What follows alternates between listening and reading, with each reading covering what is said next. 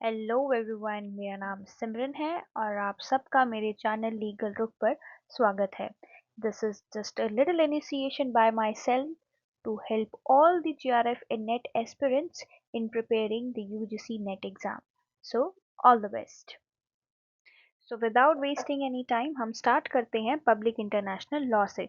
आपकी public international law में सबसे पहला टॉपिक है definitions of international law. So definitions करने से पहले ये बहुत इंपॉर्टेंट हो जाता है कि कुछ यूजीसी के इंपॉर्टेंट क्वेश्चंस हम लोग पढ़ें और साथ ही साथ में इंटरनेशनल लॉ का क्या बैकग्राउंड है इस चीज़ को हम पढ़ें। तो इंटरनेशनल लॉ कोई नया सब्जेक्ट नहीं है। अगर आप इसकी हिस्ट्री को देखें तो हम इसके जो ट्रेसेस हैं वो एंशियंट ग्रीस, रोम और इंडिया से भी मिलते हैं। साथ ही साथ में जब कभी भी इंटरनेशनल लॉ की हम बात करते हैं तो सबसे पहले हमारे पास जो इम्प्रेशन आता है वो यही आता है that it is a kind of a law that regulates the relations among the states. So अगर आप देखो तो हमारे पास हमेशा एक ही कॉनोटेशन होती है कि ये एक ऐसा लॉ है जो स्टेट्स के रिलेशन को रेगुलेट करता है। जो आपका इंटरनेशनल लॉ है, इस टर्म को सबसे पहले यूज किसने करा था? इस टर्म को सबसे पहले यूज करा था जेरेमी बेंथम ने इन द ईयर 1780। बट अगर आपको नेट क्वेश्चन में जब कभी भी कोई क्वेश्चन पूछता है who was the father of public international law, तब आपका आंसर होगा हुगो ग्रोशियस।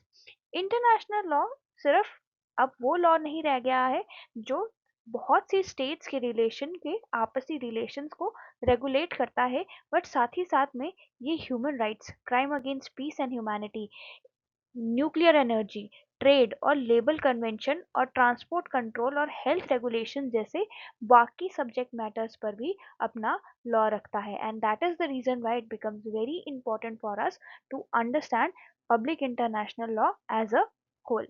अब जब हम डेफिनेशंस पर आते हैं तो यहाँ पर भी दो स्कूल हैं। First, it's the traditional definition और the traditional school. The next one is the modern school. So traditional definitions में सबसे पहले हमारे पास ओपनहाइम की डेफिनेशन है, जहाँ पर उन्होंने 1905 में हमेशा ही कहा है कि international law is what? International law is the body of a customary और conventional rules which are considered legally binding by the civilized state in their intercourse with each other। तो जब हम ट्रेडिशनल डेफिनेशन को देखते हैं तो वो हमेशा सिविलाइज स्टेट या स्टेट्स को as a subject matter of international law consider करते हैं। फिर हम ब्रायरली के जब डेफिनेशन में आते हैं तो वो भी बहुत सिमिलर है, क्योंकि उसने भी यही कहा है कि it is actually binding upon the civilize state in their relation with one another. और हैकवर्थ की बात करते हैं तो उन्होंने भी यही चीज कही है कि ये क्या है? ये बॉडी ऑफ रूल है जो गवर्न कर रहा है रिलेशन बिटवीन द स्टेट्स। अगर आप देखें तो इन तीनों ने एक ही बात बोली है। फिर हमारे पास एक लैंडमार्क केस है क्वीन वर्सेस केन, जिसमें लॉर्ड कोलरिज ने, जो चीफ जस्टिस थे उस समय के, उन्होंने कहा था इंटरनेशनल लॉ क्या है? एक कलेक्शन ऑफ यूसेजेस है जो सिविलाइज स्टेट एग्री करते हैं to observe in their dealing with one another. तो यहाँ पर जो है ये केस इंपॉर्टेंट बन जाता है। फिर हमारे पास ग्रे की डेफिनेशन है जो फिर से ट्रेडिशनल डेफिनेशन है, जो ये क्या कहती है? ये कहती है ये रेगुलेट करती है conduct of the state in their intercourse with each other. और साथ ही साथ में केल्सन ने भी सिमिलर पॉइंट ऑफ व्यू दिया है। तो अगर आपको इन सबको याद रखना है तो आप इन सब का इन सब ऑथर्स को और इन सब जूरिस्ट के नाम को याद रख सकते हैं। और जो कभी भी स्टेट के बारे में बात करेंगे as a subject matter of international law, वो ट्रेडिशनल डेफिनेशन होगी। अब जब हम आते हैं modern definition of public international law में, तो हम देखते हैं कि ओपनहाइम की जो 9th एडिशन है, जो ओपनहाइम की बुक थी उसका जो 9th एडिशन है, वो किसने लिखा है? सर रॉबर्ट जेनिंग ने और सर अर्थर वॉट्स ने। और इसी एडिशन में उन्होंने इंटरनेशनल लॉ की डेफिनेशन है उसको क्या करा है? उसको एक्सपैंड भी करा है। तो उन्होंने ये जो international law is a body of rule which are legally binding on states in their intercourse with each other, this is as it is the traditional definition. But यहाँ से उन्होंने अपनी डेफिनेशन को एक्सपैंड किया है। वो कहते हैं these rules are primarily those which govern the relation of the state, but states are not the only subject of international law. International organization and to some extent individuals may be subject of rights conferred and duties imposed by international law। तो ये कहते हैं कि state ही सिर्फ subject matter नहीं है, international organisation और to some extent individuals भी इंटरनेशनल लॉ के सब्जेक्ट मैटर है। अगला है चार्ल्स जी फेनविक। चार्ल्स जी फेनविक ने क्या कहा है, इन लोगों ने सोर्सेस ऑफ इंटरनेशनल लॉ को एक्सपैंड किया है through it's definition। International law may be defined in broader term as the body of general principle। General principle of laws है वो क्या है, वो सोर्सेज है इंटरनेशनल लॉ की, जैसे कि कस्टम्स एंड कन्वेंशन है। ट्रेडिशनल डेफिनेशन में जब कभी भी सोर्सेज की बात करी गई है तो या तो वो कस्टमरी नॉर्म्स की बात करते हैं या कन्वेंशनल नॉर्म्स के बारे में।